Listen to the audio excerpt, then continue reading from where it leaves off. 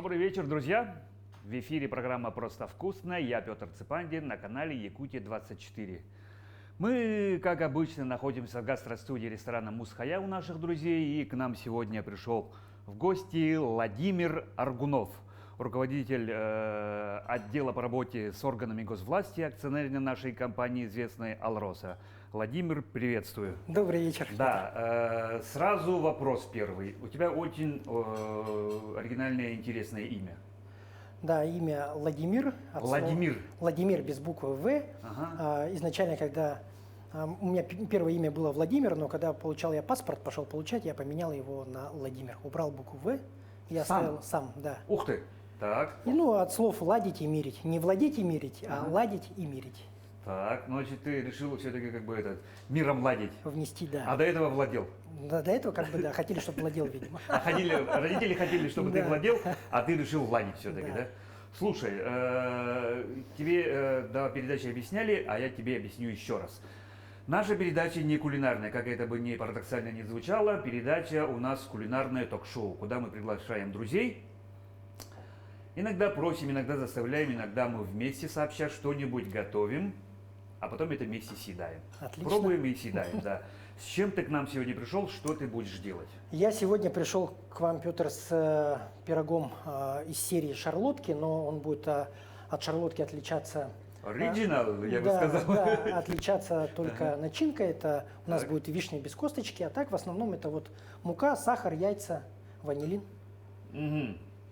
Ну, давай приступаем. Так, для начала что нужно сделать? Мне нужна твоя помощь, либо нет, ты мне сразу скажи да, я первое. обязательно а то я могу скажу. Просто я могу так стоять и смотреть со сторонки. Да, ножик. В первым делом, мы включаем духовку. Так. Духовку, да, на 180 Духовку мы градусов. подготовили на булочку. Отлично. Да, булочку 180 градусов. Ну и работает она вот так с двух сторон. Пока она разогревается. Хорошо, разогревается. Так, первым делом наша задача, чтобы шарлотка у нас получилась пышной, мы отделим желток от белка. То есть их можно... Это для того, чтобы пышная, да? Да, получилось? чтобы форма Потому что была. я снимал одного героя, да, он был спортсмен, он говорил, я отделяю белок от желтка, говорит, потому что желток, говорит, спортсмены не кушают. Чисто, говорит, белок. Нет, у нас чисто вот технический момент будет для получения эффекта пышности. Мы будем... Да. Мусор вот здесь у нас. Отлично. Так, нам вот понадобится 5 яиц, это такой белковый пирог. Угу. А желток будете использовать? Обязательно. То есть только обязательно. Мы не такие уж сильно спортсмены, да? Хорошо. Тут, Петр, основное, задача, чтобы в белок у нас не попал желток. Ага. Мы должны стараться. Поначалу, то есть, получается, да? Да, обязательно. Это для того, чтобы взбивать, видимо? Да, совершенно верно, взбивать. Вот, пироги я люблю. Пироги люблю. И любишь их готовить? Да, люблю готовить. Либо кушать? И готовить, и кушать. Вообще это для меня вкус детства, вкус радости. Ассоциирую я это когда день рождения, мама, мы же все спрашиваем за несколько дней, когда у меня день рождения, да? Мама, когда день рождения? Остается 2 дня. Мама, когда день рождения? Остается 1 день. Когда день рождения? И вот он наступает, этот долгожданный день, и ты видишь, что мама с утра готовит, тогда еще стандартный советский стол, это картошка, мясо, салат и обязательно... Бисквит. Да. Бисквит, да. Чудо печи. Да, скорее всего, это вообще вот сказка такая. И получается, она готовит с утра до вечера, приходят гости, дарят подарки, празднуешь и... Ты встаешь на стул. Да, загадываешь желание, задуваешь свечку и приступаешь к тортику. Угу. И самое интересное вот здесь, да? Спасибо. Самое интересное тут это праздник заканчивается, ты получил подарки, гости уходят, все поели, ты ложишься, засыпаешь и засыпаешь с чувством. Я всегда знал, что мама для меня в любом случае оставила 2 кусочка этого тортика на следующий день. Про запасик такой. Да. И я прямо хотел быстрее заснуть, быстрее проснуться и бежать. Вот это чувство, оно у меня с детства осталось. Поэтому, здорово. То есть получается, именно блюдо с историей у тебя? Да. Да, потому что вкус детства. Да, вкус детства, оно у меня в сердце всегда. Так, нам понадобится сахар. Слушай, традиционный вопрос, который я задаю всем своим гостям, да? Так. Я так понял из твоих уже первых вступлений, что у тебя было очень хорошее детство, да, родители. Расскажи, пожалуйста, о себе немножко. Откуда родом, где рос, что, как дошел вообще до такой жизни? Я родился, получил образование, работаю в городе Якутске. Мама моя проработала всю жизнь в сфере здравоохранения, Аргунова Анисия Романовна, отец Аргунов Данил Николаевич в в структуре Министерства внутренних дел. И в семье я старший, поэтому мама привила с детства меня готовить. Супы, второе. То есть, получается, перекладывала ответственность Да. на несовершеннолетних. Да, но укрепил это все во мне, это мой дедушка. Аргунов Николай Николаевич, участник Великой Отечественной войны. Он закрепил это во мне вот прямо уже, когда я такой сознательный стал, что такое старшеклассник. То есть с детства все время проводил летом в деревне. В деревне сенокос, охота, сбор урожая, и всегда меня ставили ответственным по кухне. Потом, когда я вырос, я спросил, а почему я, вот столько братьев, дяди, тети, а почему я все время вот готовлю? И ответ был прост, он сказал, что вся твоя конкурентоспособность была в скорости. То есть я быстро разжечь костер, разделать там мясо, приготовить, все это наложить, накрыть, ну и, соответственно, убрать. Поэтому это вот у меня осталось каждое лето, все свое детство я был ответственным за сытость моих старших. Ты решил для себя, что это твой крест, ну и согласился. Да, ну и, соответственно, когда уже, еще вот отмечу, да, мы должны белок вот прям взбивать, аккуратненько и добавлять туда по чуть-чуть сахар.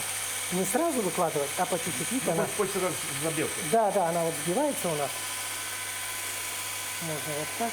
Да, а потом уже, ну, когда появилась своя семья, супруга, дети, там тоже интересный такой момент.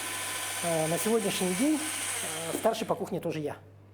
В семье я единственный знаю, что у нас в морозильнике, что в холодильнике, какое будет меню сегодня, завтра. Но при этом больше всего, конечно, мне нравятся блюда, которые готовит моя супруга.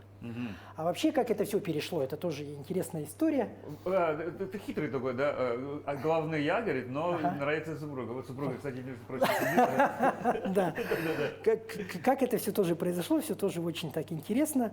Значит, старший сын у нас пошел в 1 класс, и, соответственно, необходимо было по вечерам заниматься уроками. А я вот, ну, из меня, скажем так, у меня хватало на уроке, ну, минут 10, и все, я потом уже не мог. Поэтому я договорился со своей супругой. Уроки – это ваш фронт работы, а кухня все моя, и я весь вечер. Разделение труда. Да, разделение труда, и, ну, а потом уже второй сын, и все, и вот так вот осталось, и сейчас вот, ну, с удовольствием это все. Слушай, ну, как-то так, да? Продолжается. Ну, сразу переговорами, да, получается? Не, ну, конечно, надо все решать. Договорились на берегу и... Да. Интересно. Так. Ну, вот, допустим, саму шарлотку тоже научила меня супруга. Шарлотку можно, начинки различные могут быть, начиная там от шоколада. Шоколад можно добавлять, бананы, фрукты. Ну, вот сегодня... Вишню ты сказал, вишенку, да. Ну, вот так. Недавно, когда на те выходные мы засолили капусту на зиму, приготовили уже. Там тоже у нас все поделено. Младший отвечает за морковку, супруга за шинковку. Я как разнорабочий выбираю все это, подаю, а старший сын вот отвечает за консистенцию. Он у нас тоже очень вкусно готовит. Вот. Слушай, ну я так понял, в твоей семье принцип разделения труда, он уже вот идет, да, от отцов, да, ну вот от родителей, от это, да, то есть прямо таки распределяли, уже на берегу договаривались, что будет делать, и вот пошло. И ты сейчас это свою семью как бы. Да. А супруга с этим соглашается? Да, ее все устраивает. Все нормально? Да. Слава Богу, ей нравится, что я готовлю. Самое главное, да? Да. А твое любимое блюдо вообще, что ты готовишь? Ой, я первым делом, когда прихожу вот, ну, на праздники, большие столы, да, я в первую очередь смотрю, где карась жареный. И если я нахожу, я вот Все, ем, да. А, то есть, когда бывает, говорит, ну, гости дорогие, прошу к столу, ты смотришь, где карась, Да, и да, да, да, поближе. да. Вот у меня слабость на карасей. Ну, наверное, на Кобяйских или любой. Да, в Кобяйске у меня отец из Кобяйского района, села Тея, маленькое село, там 500 человек. И вот, соответственно, с детства мы всегда увлекались карасями. Так, ну вот, основной у нас Ну, вообще красота готово. получилась. Да.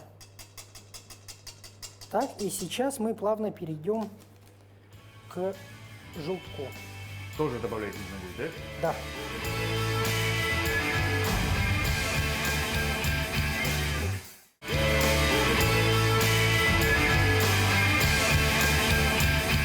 Ты можешь задавать вопросы, будем Да. отвечать. Я вот привык, ну, на глаз добавляю. Ну, столько хватит, наверное, и все, типа, Да, да. Ну, правильно, мне кажется, так надо и делать. Поэтому это вот. Хотя ты сахар, конечно, измерял. Ну, это вот для именно белка. Так, Да, для ладно. белка, да. А желток мы сейчас так на глаз. Так. Чуть-чуть. И пошла масовка. Да. У нас желток тоже мы, значит, должны добиться, чтобы она посветлела. Светленькая стала. Ой, осторожно. А поэтому и нужны фартуки. Поэтому и нужны фартуки. Да. Где написано Якутия 24.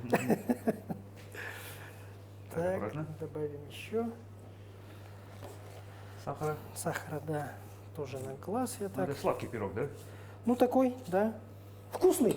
И что самое главное, простой. Самые доступные ингредиенты. Мгм. Ну, все есть. Да. Ну, то есть не надо что-то, Да. что-то придумывать, Да. что-то искать где-то. Все правильно. Просто и вкусно. Со временем вкусовые пристрастия меняются. Ну, вот сейчас до сих пор, да, караси делали? Ну, не сколько пристрастия, да, скорее всего, а когда ты со временем начинаешь понимать, что такое твое здоровье, допустим, ассортимент тех продуктов, которые ты начинаешь употреблять. Это вот с возрастом, да. Начинаешь обращать на это внимание, поменьше жиров, углеводов. Но я люблю все. Люблю все, кроме лука. Кроме Лука. лука? А, лукник уже. Да. Ну, в вареном и жареном виде, да. Вот смотри, Петр, оно, видишь, посветлело. А, белеет. Ага, Да, так вот, белеет. светлеет, то есть. Да, светлеет. Вот, Так, мы можем показать нашим телезрителям. Ну, вот смотрите, что происходит, оказывается. да. Так, ладно. Так, еще чуть-чуть, буквально 30 секунд. И вот сейчас начнется самый ответственный момент. Самый ответственный момент. Чтобы у нас пирог получился, Такой, как надо. да, пышный, вот мы будем сейчас накладывать. Мне нужна ложка. Ложка столовая? Да. Вот она есть. Пойдет, отлично. И мы сейчас аккуратно должны желток смешать с белком. Это прямо надо ложкой, чтобы белок у нас не упал, чтобы он его не придавил. Да, это тоже такой важный момент. Можно вот, я обычно по 3 ложечки порционные и перемешиваем в одном, ну я, по крайней мере, перемешиваю в одном темпе снизу вверх, чтобы вот воздух Ну, чтобы проходил. равномерно, Да, равномерно и всё воздух происходило. попадал туда, насыщался, как тесто. Вот. Так. Здесь главное вот не торопиться. Хочется быстрее приготовить, но не торопиться. Слушай, мы не закончили разговор о тебе, да? Ну вот, смотри, ты вот сейчас работаешь в Алроса, да? Да. Ну, наверняка ты не вчера пришел туда и начал работать там. Где ты получал образование, как? У меня 2 высших образования. Я экономист и юрист. Трудовой мой путь тоже был здесь. Это и в органах государственной власти, и в муниципальной власти, и в коммерческих структурах. То есть ты много где поработал? Да, много где поработал. И С одной стороны, можешь показать, что ты неусидчивый. нет, довольно-таки я продолжительное время в каждой из них работал. Поэтому я и сказал, с одной стороны. Да, так. да. Поэтому опыт, я считаю, для меня хороший. Ну, нельзя останавливаться же, будем дальше развиваться и развиваемся. В компанию Алроса я попал В 2019 году, когда была реорганизация представительства в городе Якутске, им, Да, когда сокращали. им требовался руководитель, у которого есть опыт работы с органами государственной власти нашей республики. И мое резюме подошло, прошел собеседование, проверки, и вот тружусь и работаю в одной из, скажем так... Мощных компаний. Да, ну, компания «Алроса» — это у нас бюджетообразующая, самая крупная компания в республике, одна из крупнейших промышленных предприятий в Российской Федерации и лидер по добыче алмазов во всем мире. В мире, да. Да. Ну, чтобы вот понимать, допустим, до трудоустройства я тоже думал, Алроса, да? Ну, Алроса. Да. Вот. А чтобы его понять, тут буквально, оказывается, вот я за это время понял, что нужно знать 5 вещей про Алросу. Первое — это то, что... Ну, прямо как у Николаева. Первая причина — это... Да. Ну, чтобы порядок в голове был, допустим, Алроса, да? Вот подскажу, это вот 5 позиций. Первое — это, что это государственная компания. То есть из 100% акций 66 принадлежат государству. Поэтому все решения, которые принимаются в компании, это идут от государства. Из этих 66 33 принадлежат нашей республике. Половина. Да. Треть. Да, треть. Но, к сожалению, не блокирующий. Ну ладно. Да, ну, нормально. И второй момент – это бюджетообразующая компания. Для республики. Для республики, Где да. она, собственно, ведет свою деятельность. Да, совершенно верно. Поэтому она и зарегистрирована у нас в республике, да. Юридический адрес – это в город Мирный. Да. Вот если, допустим, привести пример, если взять, да, вот что такое бюджетообразующее. Взять данные 2018 года, бюджет республики у нас тогда составлял 204 миллиарда рублей. А выплаты дивидендов и налогов, которые произвела в тот год компания, составляла почти 78 миллиардов рублей. Одна треть. Одна треть, да. Даже больше, чем треть, да. Да, вот 80 миллиардов это у нас, если, допустим, привести тоже пример, если взять всю бюджетную сферу сотрудников нашей республики, это 120 тысяч человек, у них годовой фонд оплаты труда это 80 миллиардов рублей. Ну, собственно, все. Да. Так, третье – это якутская компания. Почему? Потому что это главный работодатель, один из крупнейших нашей республики. Получается, работает 32,5 тысячи человек в группе компании «Алроса». Много. Очень много. Но если вот опять же пример, все же познается в сравнении.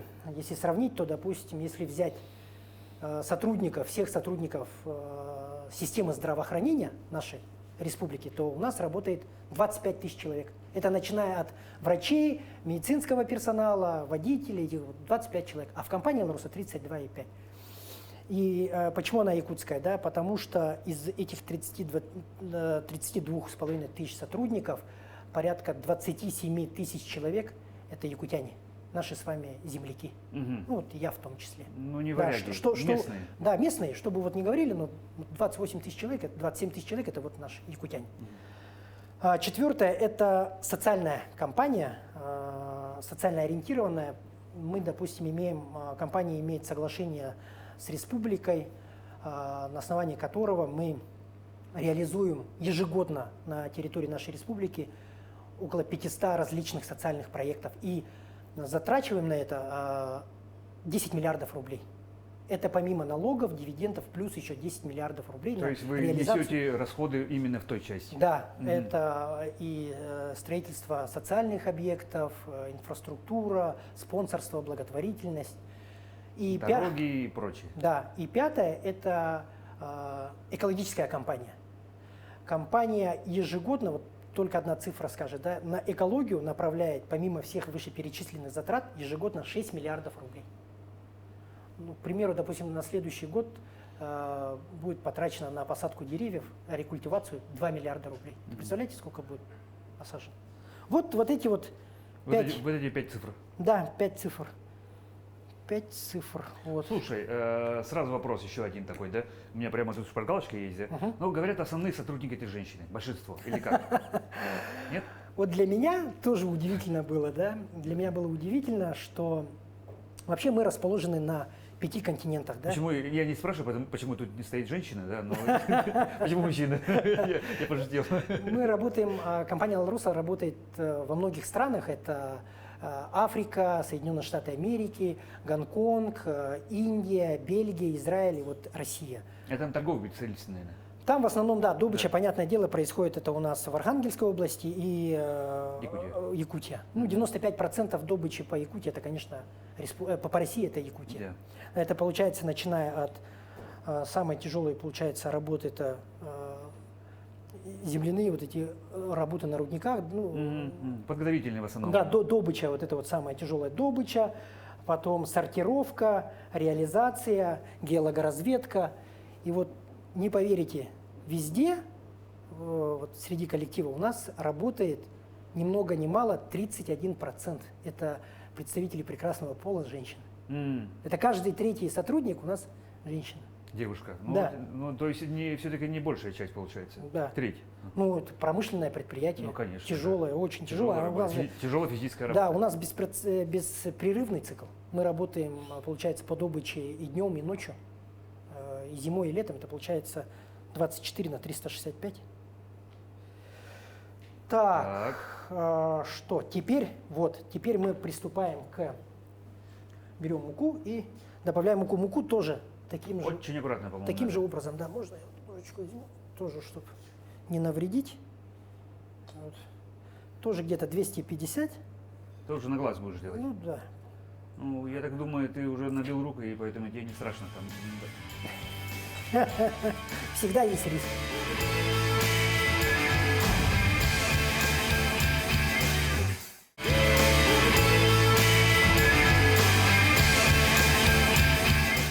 Объемы добычи растут же. Вы знаете, для компании, ну и не только для компании, вообще в мире, в республике, во всех сферах из-за пандемии в прошлом году, ну пандемия у нас началась в конце 2019 года и вот продолжается по сей день. У нас в 2019 году в конце были уменьшенный процесс добычи, а в 2020 году весной и летом вообще приостановлен.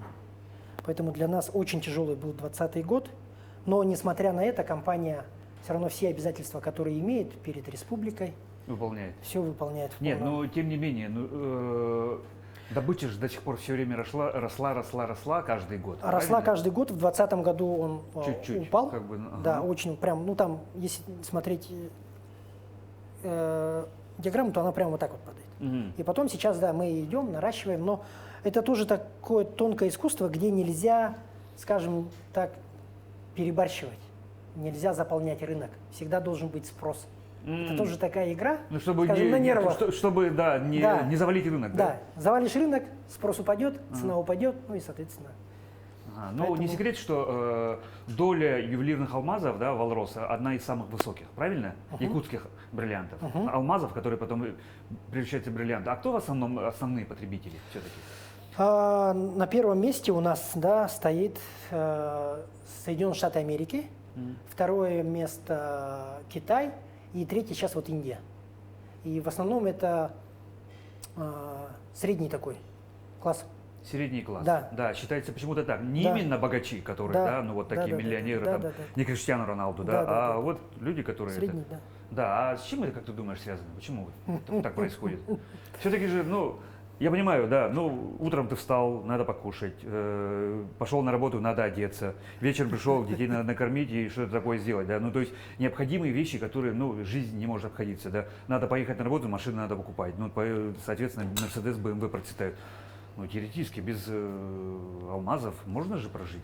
Ну, на самом деле факторов много, да, но я к этому тоже отношусь немножко философски. Совершенно спокойно можно прожить. Да. Ну, мне, допустим, лично мне очень повезло, у меня супруга, допустим, у нее уши не проколоты, Так, она не носит серьги такие, Так. поэтому... клипсы поэтому. Да, у меня вот я мало, у нее мало вот бриллиантов. А вообще я считаю, что, ну, если так философски посмотреть, но для чего человек покупает продукты роскоши, скажем так, да?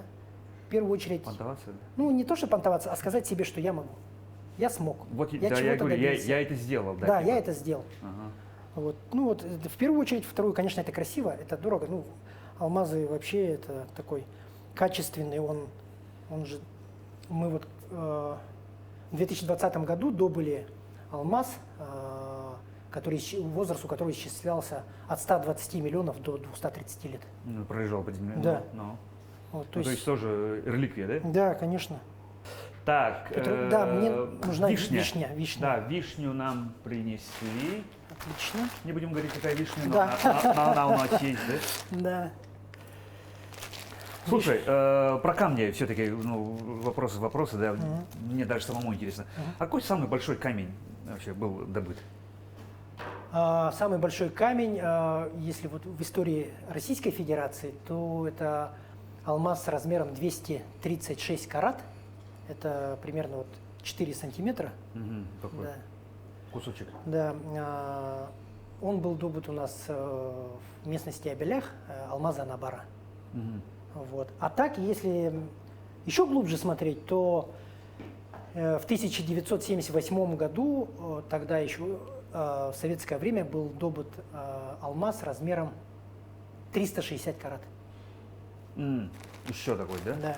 Ну, вообще самый большой, по-моему, 4 тысячи с чем-то. У меня в детстве книжка такая была, алмаз и там что-то, там кулинан, там что-то, там 4. Я прав или нет? Здесь я знаю только то, что вот мы. Алмаз Шах, там, да, в своей Да, истории какой-то. да. Я просто читал эту книжку, такая черная у меня Да. книжка была в детстве. Думал, так, помогу? Мгм. Да, Тоже аккуратненько, чтобы тесто не упало.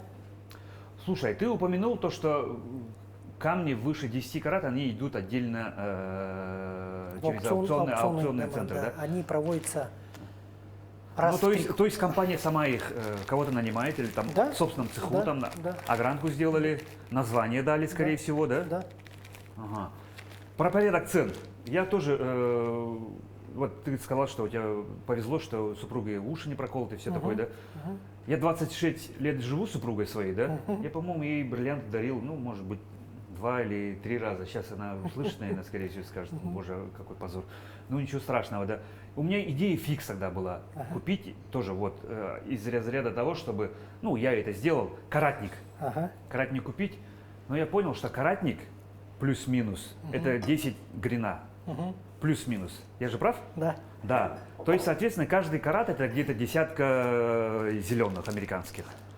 Ой, там... Но тем больше, тем, соответственно, она еще, цена же, Да. она же прогрессивно Да, же конечно, идет. там, если брать алмаз и бриллиант, там цены просто вот могут быть огромные. Допустим, сам алмаз может быть $600, да? А после огранки, после вот очистки всего, даже он когда уменьшается в размерах, он же будет стоить там $6000.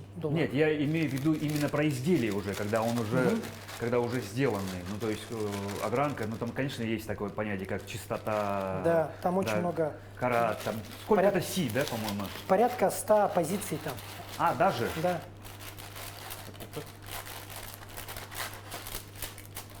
И что потом, куда деньги идут?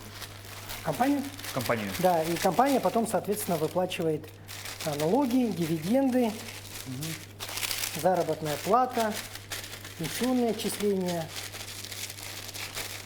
Вот как я сказал, мы очень социально ориентированы. Даже вот пример приведу.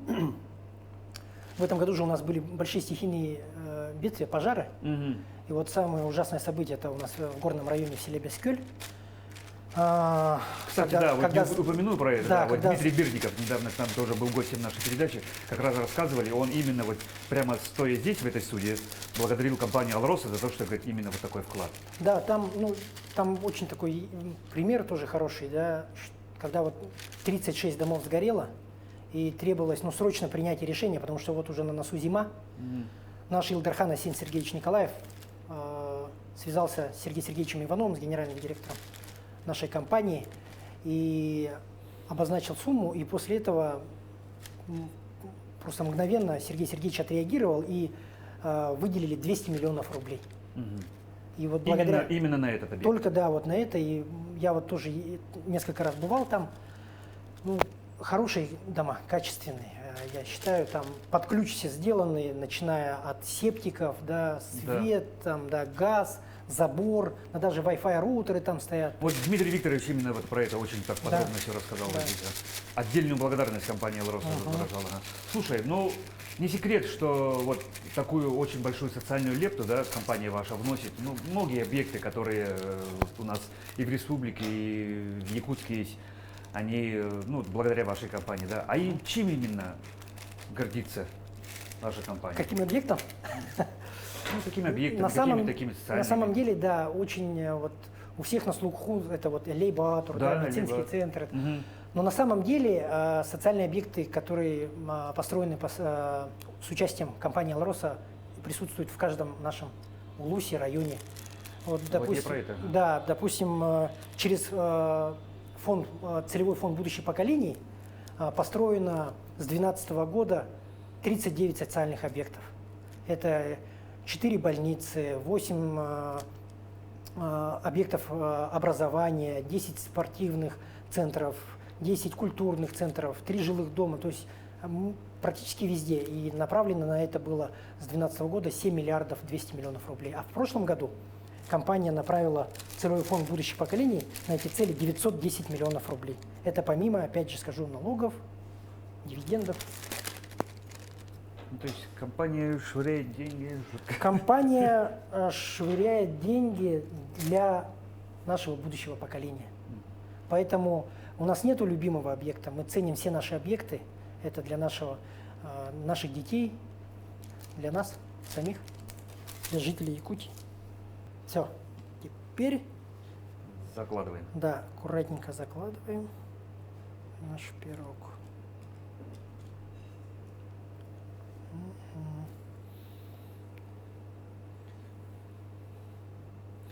Аккуратно закладываем. И будем готовить чай. Да, можем приготовить Да, я любой предлагаю, чай. почему когда говорю, я предлагаю включить нашу комфорочку. Это у нас чистая вода. Мгм. От компании «Чистая вода», от Мусхая, в котором мы находимся в гастростудии. Все, Петр, мы готовы.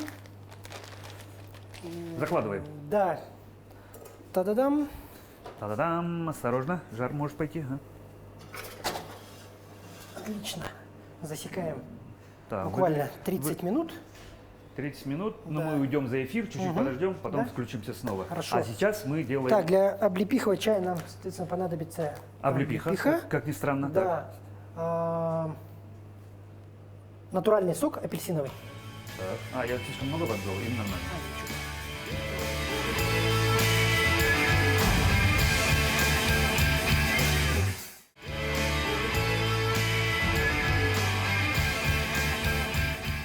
Вот такой Облепиха. витаминный Да. получается Да. это субстрат. Да. Сейчас мы сделаем. Сейчас мы сделаем сюда облепиху. Так. А можно вот ложечкой сейчас. Ложечкой. Ага. Вообще, так. Почему именно облепиховый чай? Вообще, если честно, я чай не пью. Ни кофе, ни чай, это горячий кипяток. А вот Так. облепиховый, как в виде исключения, он мне больше всего нравится. А Облепиховый. и вкус чисто? Да, Да? Надо же. вкус лежит. Не шиповник. Да. Шиповник тоже люблю, но шиповник в большом количестве, в диком виде, он такой термоядерный. Да. Да. Так. Гипервитаминизированный. Да. Так, возьмем другую насадку. И, Ты будешь насадку поменял да, и блендером сейчас мы его. аккуратно.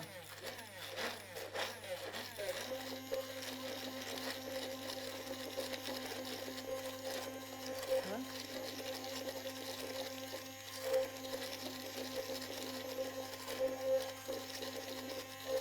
Все, достаточно. Достаточно. Буквально, да. И апельсинку туда же, да?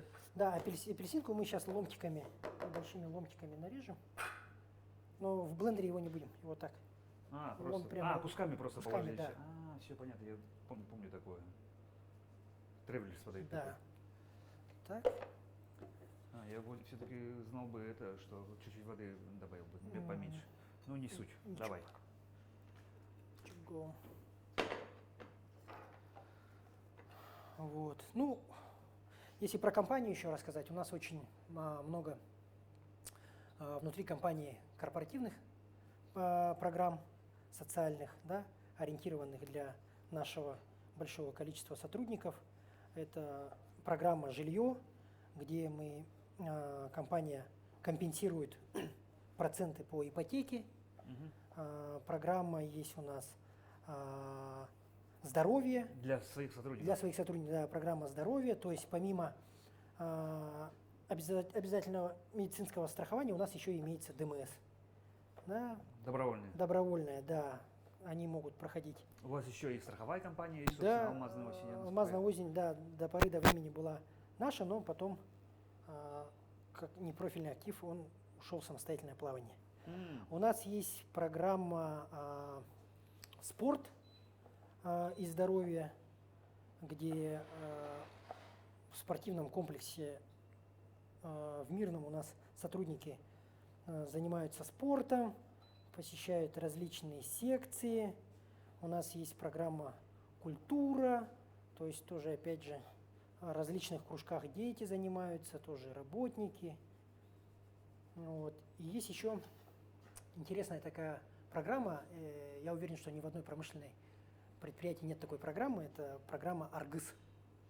Это программа, да, программа была внедрена в компании при инициативе непосредственно генерального директора Сергея Сергеевича. То есть заключается в чем? Приезжает молодой специалист из села, буквально ему там 20 с копейками лет, да, приезжает в другой город, приезжает в большую промышленную компанию. И чтобы вот он вошел быстро и качественно в колею, за ним закрепляется наставник. Такой же сотрудник, да, который когда-то, как он, из села пришел и уже вот устаканился, и вот он начинает его вести, помогает ему, объясняет. То есть он короче, как по-армейски говорят, дед. Да. Вот. Слушай, добыча же компании, это разбросана по нашей республике, по огромной территории, правильно? Да, а как вообще организовано питание? Все-таки у нас кулинарная передача, мне интересно. Да, имеешь в виду вахтовиков, да? Вахтовиков, да. Там, я понимаю, да, в Беларуси у вас там своя столовка, условно, да? Да, столовая это обязательно. Да. Значит, вот, набирается вахта, там от 3 до 6 месяцев, и вместе с этой вахтой набирается обеспечивающий персонал. То есть, например, повара. Повара набираются. А это аутсорсинг или собственные сотрудники? Нет, это наши сотрудники, которые тоже идут на вахту, на вахтовым методом. Они, значит, приходят и их делят на 2 смены, дневная смена поваров и ночная смена поваров. Потому что, как я говорил, у нас бесперерывный процесс, работаем круглосуточно по добыче. И, соответственно, у них там все по нормативу, значит, калорийность усматривается, ассортимент. У нас заключаются договора с местными сельхозпроизводителями на поставку мяса, птицы, рыбы. Обязательно. Вот почему оленевская оленина до Якутска вообще не доходит. Потому что в районе Удачного все там доседает. Я слышал про такие вещи. Да. Анабарская оленина. Говорит, где Анабарская оленина? Говорит, родственника скупили же. Говорит, все. Замечательно. А что касается досуга, да, и в каждом вахтовом поселке у нас имеются культурные центры. Там, получается, обязательно у нас есть небольшой кинозал, круглосуточная баня, теннисные столы, бильярд, тренажерный зал. Даже? Да. Все это есть, и этим активно они все пользуются. Помимо этого, есть такие небольшие маленькие киоски торговые, где они могут купить, допустим, там, шоколадки, конфетки. То, что уже как бы бытовая в химия, основной ассортимент, который не входит. Да, и там, что интересно, мы стараемся поддерживать цену по цене города Якутска. Ориентируясь. Да, транспортные расходы беря на себя. Там только по цене. Надо же, хотел бы я сказать, так и скажу, скорее всего. Да, очень много у нас молодежи. Вообще молодежи, да, у нас статистика тоже по итогам прошлого года показала, что у нас из 32,5 тысяч сотрудников 15% это молодые специалисты до 30 лет. До 30 лет у нас мы имеем такое соглашение с комитетом госзанятости населения республики, госкомитетом, где мы проводим ежегодно ярмарки вакансий. Допустим, за последние 3 года мы взяли на работу, трудоустроено в группу компании «Алроса» 3929 человек. А в прошлом году эта цифра составляла 1735 человек. То есть было около 5%, стало около 10%. А Да. как вообще текучесть кадров в компании? Текучесть, текучесть как такой основной у нас нет. У нас средний где-то возраст это 10 лет работы. 10-15, Работает да, вот, стабильный вот человек 10-15 лет, средний показатель. У нас очень много ребят из сел, которые уже состоявшиеся руководители. Вот прямо руководители, вот, допустим, Семен Лаврентьев, молодой специалист из Покровска. Он заведует, является директором филиала компании «Алроса» в городе Владивостоке. То есть он работает по всему Тихоокеанскому региону. У нас молодой тоже специалист из села, из Нюрбинского улуса, Анатолий Павлов, это директор Нюрбинского ГОК. Это ваша доска почетов, которые Нет, ребята, которыми гордится компания, да? Это я вот вам про молодых наших ребят те, которые из села, сделали реально карьеру. Да, из села вот сделали карьеру. Это у нас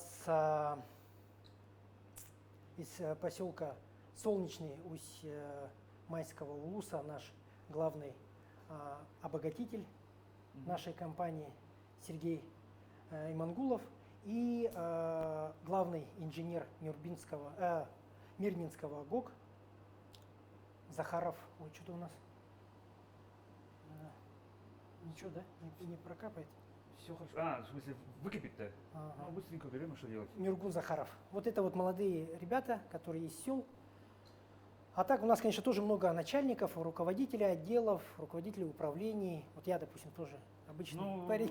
Ну, не сказать, что ты старый же, да? Да. Да, ну то есть молодых ребят хватает, получается. Да, хватает. Которые сделали, соответственно, карьеру и Да. в компании. Да.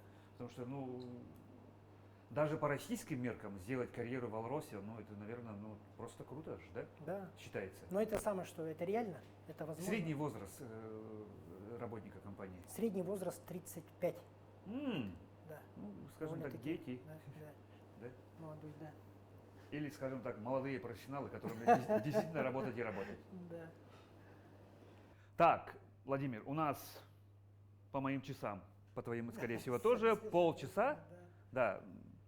Да, начинается самый такой момент. Да. Результат. Результат будем смотреть такой с замиранием сердца.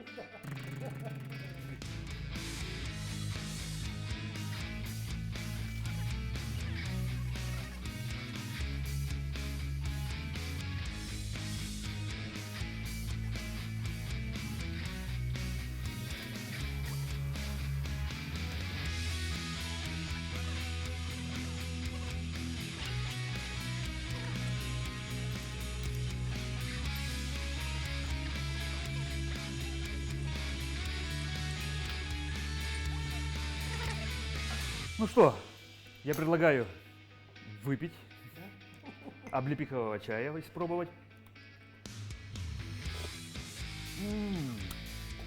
Владимир, спасибо еще раз. А Петька слушает да ест, потому что пирог действительно очень вкусный.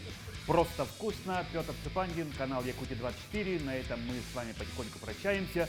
А мы с Владимиром не прощаемся, мы уходим за кадр и продолжаем кушать. И ребят сейчас еще позовем, мы там все этот пирог обязательно мы должны попробовать, как минимум.